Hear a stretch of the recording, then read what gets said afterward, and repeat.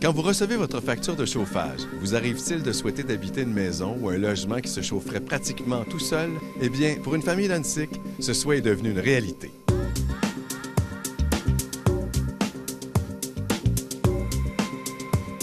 On est dans une maison qu'on a choisi de bâtir de manière éco-responsable et avec une efficacité énergétique la plus importante possible. Donc on est allé chercher des certifications pour ça, donc la certification LEED et la certification Passive House.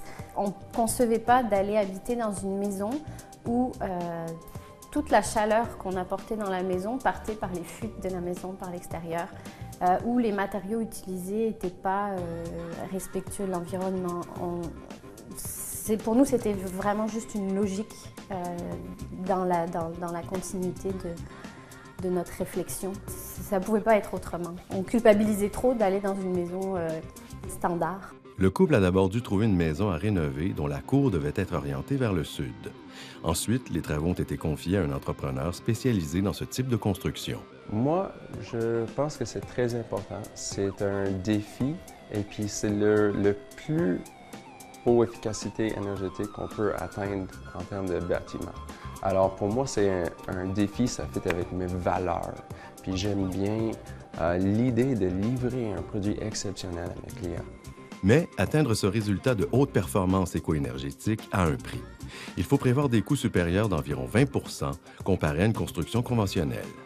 Quelles sont les étapes qui transforment une maison traditionnelle en une maison super performante au plan énergétique? Super isolé, c'est isolé par l'extérieur.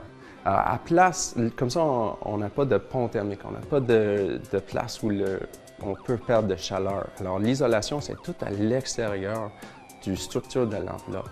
Comme ça, c'est comme si on met un gros manteau autour de tout l'existant, à la place de juste isoler entre les espaces de murs. On a changé toutes les fenêtres dans la maison. Alors, on a fait des nouvelles ouvertures vers le sud pour capter plus des gains solaires.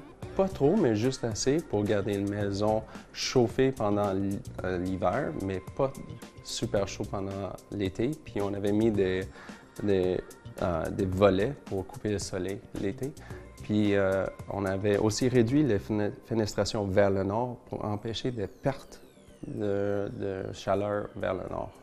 On a besoin d'un petit peu de chauffage, comme 1/10 d'une maison standard.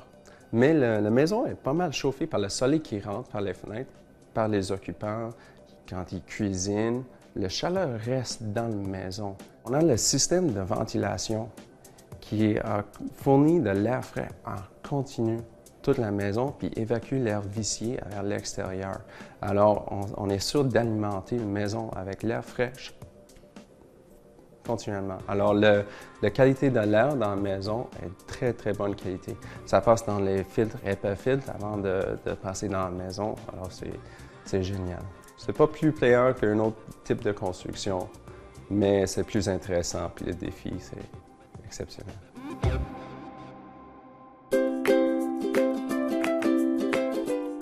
C'est important pour nous de montrer cet exemple-là et de semer des graines. C'est comme ça qu'on le voit, c'est vraiment cette envie de partager ce qu'on fait, les petits gestes au quotidien qu'on fait pour que chacun puisse faire sa part pour la planète, pour améliorer la qualité de vie, pour réduire la consommation, pour avoir une vision plus responsable en fait.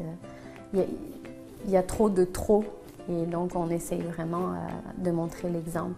Que faudrait-il faire pour que les maisons de ce type se multiplient? Le gouvernement ne soutient pas suffisamment ce genre de projet-là. On ne va pas, nous, forcément aller chercher cet argent-là, mais je pense que si les gens... une petite motivation supplémentaire financière, effectivement, aiderait certaines personnes qui sont encore dans l'hésitation et ça leur permettrait de faire ce pas-là pour leur maison.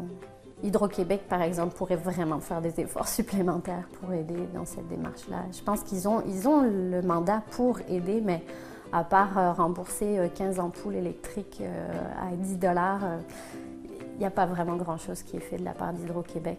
Et pourtant, cette maison-là consomme vraiment, vraiment beaucoup moins qu'une maison standard. C'est possible, mais c'est sûr que ce n'est pas dans leur intérêt financier.